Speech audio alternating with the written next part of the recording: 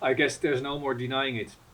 It is fall, turning into winter. Now let me go through step by step, showing you a number of trees, what I do to get my trees prepared for winter and into spring. So that next year they're off to a good start. And there's a few things that you basically need to look at. Preparing your trees for winter storage is actually a 4-step approach. The first step, you clean out everything. What does this mean in practice if we say, let's clean out a tree? First of all, it is always good to remove all the old leaves that are still on the tree. Now, if we take a little bit of a closer look here at this hawthorn, yes, that's what it is. It's a hawthorn. You can see, of course, there's all these leaves which I'm taking off, and they're all falling on the pot, and I can just remove these. But if you look a lot closer at the trunk, you see that this is a very, very rough bark. And on the bark, I have moss growing. Now, moss in itself is not so much of a problem, except for the fact that I like this rough bark. And the more moss is on the trunk, the quicker the bark starts to deteriorate. So it's always good to remove the coarse moss by hand. I'm just using tweezers, but you could of course also use a little brush. With the brush you run the risk of brushing off parts of the bark and or smoothing out rough bark. So I'm taking the slow route, which is with my tweezers. And once I'm done cleaning it out with tweezers, I use an algae cleaner. It's just a regular cleaner that I can also use to clean the street.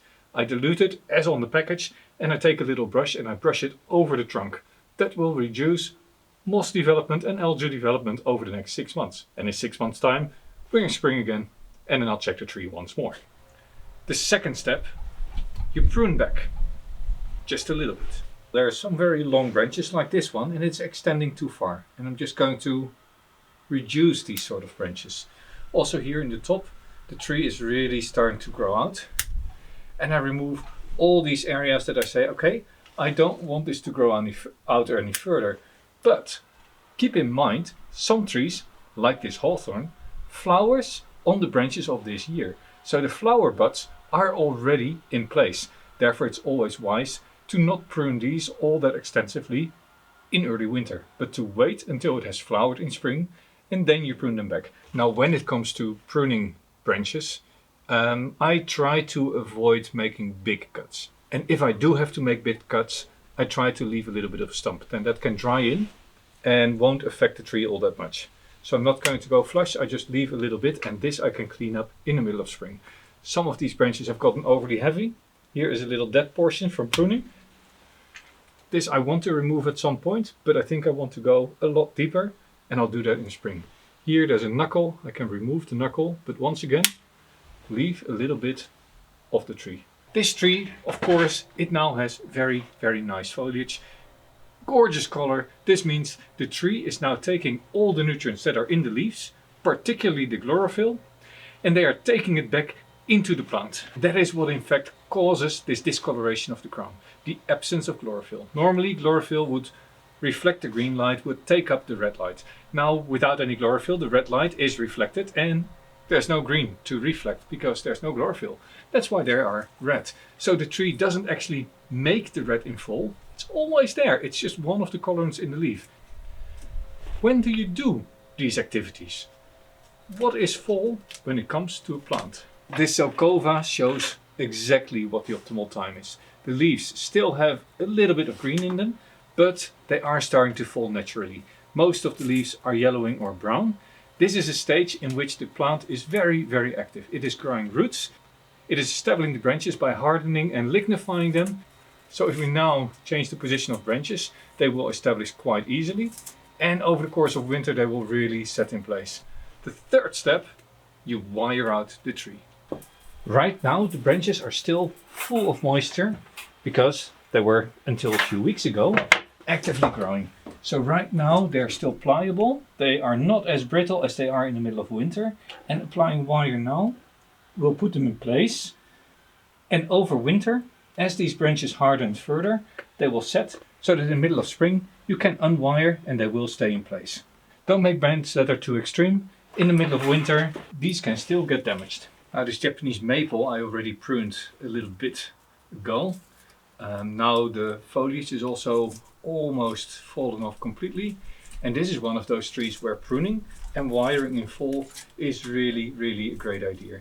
The young branches haven't hardened yet completely, and by just wiring them out now, I use the fact that they're still full of water, full of moisture, they're still relocating resources, and with that I get branches to settle over winter, and in early spring, around or just after the first flush, I'll unwire them again, and then these branches have set. Really, really cool. There's a lot of wire to be applied, because if you look at a branch like this has come up a little bit, and I really want it to be horizontal. Similar to these, they need to come down, and there's still a little bit of pruning to do. Now the nice thing about Japanese maple is of course that it doesn't have a corky bark, and therefore you can quite easily leave moss growing up for a longer time.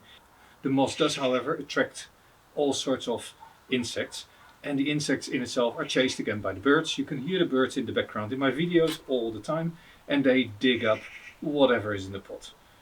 Anyway, as we are still within the frame of the last 4 or 6 weeks of the trees dropping their leaves, I can still wire out my Japanese maple. There is a slight risk with Japanese maple wiring in fall, and that is if you wire too tightly, that you get more easily scarring on the branches.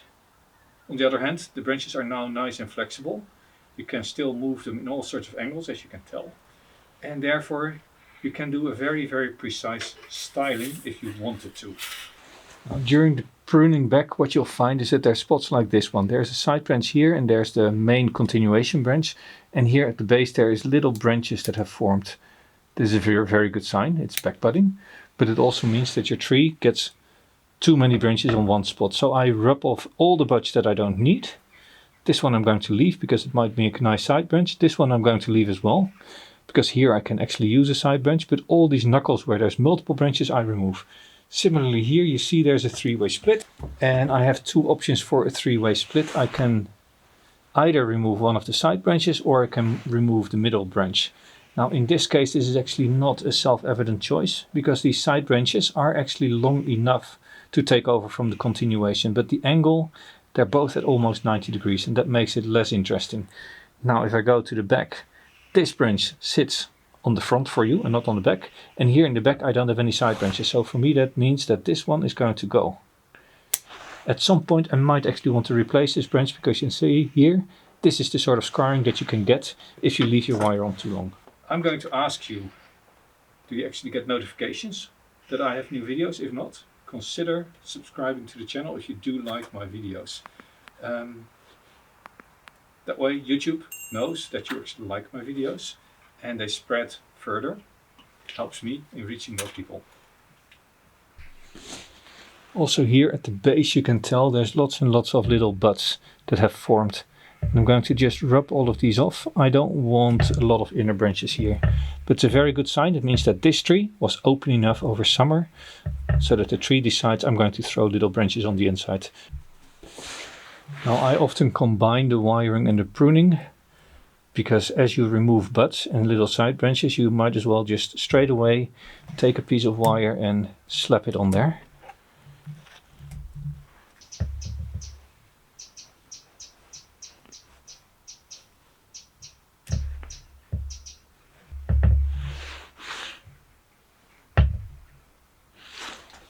Of course, this is something I just have to do for the whole tree now. Go through it, decide for individual branches, do I like the positioning or do I prefer to move it around a little bit. As you can see, these branches are at this point in time quite flexible, and you can quite easily reposition them. Now an additional benefit of doing this work now in late fall, early winter, is that the tree is now pruned back, it is wired out, and if you just put it back into the bright daylight or the sun, buds will start to pop on places that didn't have buds before. The reason is quite simply, you remove quite a few of the buds on the outer perimeter, you remove some of the branches, and you expose areas that are not normally exposed to light, and by pulling the branches down you change the hormonal balance in the branches. That will lead to inner bud formation. So this will help over winter to create new buds. I think with that this tree is also ready to go to bed. You may have noticed I'm not doing a lot here. I've just pruned this back. This is just going to grow out quite a lot more. This also will grow out, but I really want these to be horizontal, and these can grow in a more natural fashion outwards. Eventually the aim of this tree is to be really, really wide with a fat base. Now, until when can you work your tree? In fact, you can always work your tree, but wiring them out is best done when they're not frozen. So I wire them out throughout winter, and then the ones that I have wired out I place in a protected spot. But as a rule of thumb, until leaf drop, you can quite easily wire out your branches, as long as you don't expect a lot of frost, and then you can also still make quite serious bends. If you make serious bends after maybe 3, 4, 5 weeks, if you make serious bends 3, 4, 5 weeks after the last leaves have dropped, then the tree is gone completely dormant, and there is a risk of the branches that you wire out dying off. This is very much species dependent, but yeah, there is a slight risk. Particularly hornbeams have a problem being wired in late fall, early winter, when they're already almost dormant. The fourth step, you protect the tree. I like to protect my trees against insects. Right now there's probably quite a few eggs laid in the bark around the trunk, and aphids might wake up in early spring and start feasting on my plant. Particularly if you put it in a storage like a shed, then these might in winter feed on your plant without you knowing it, and your tree comes out of winter storage a lot weaker. I usually use a normal, a mister, and I have a commercial product which is basically a very light oil with a bit of soap, or it is just a very heavy soap, and you mix this in with water and you spray the whole tree. Now you can also make it yourself, and at the end of the video I'll link through to another video where I show you how you can make one of these winter sprays yourself, so you don't have to go for the commercial, more expensive route. But this is quite handy to not have to make it yourself, right? So normally the mixture is just a few millimeters on a liter, so maybe 1 in 100 or so. All you want to do is create a little film on this tree that covers over all the oxygen. This covers over all the eggs and therefore reduces the oxygen.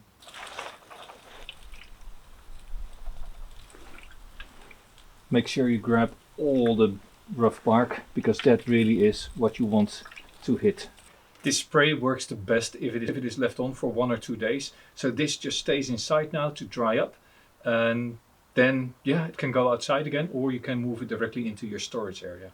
Now, as soon as I see buds starting to swell, what I do is I take some yin liquid and I dissolve it in water and I spray the tree again. That will protect against fungal infections, but at that time it is important to cover your pot, otherwise you get white residue on the pot, and that's really ugly. But for now this tree is ready for the rest of winter, and yeah, and this is what I just have to do with all my trees now. Just a few more to go. And I think with that we have covered the whole range of what to do to put your trees into storage. To first clean it up, treat it against algae, then prune it out, then wire the tree, and then spray it with an anti-insectal soap. Now if you don't know how to make one, or you can't find them, take a look at this video. That might be an interesting one for you to see. And otherwise, take a look at my last video. If you're not subscribed, you can still do that now, and otherwise, have a great winter and see you next time.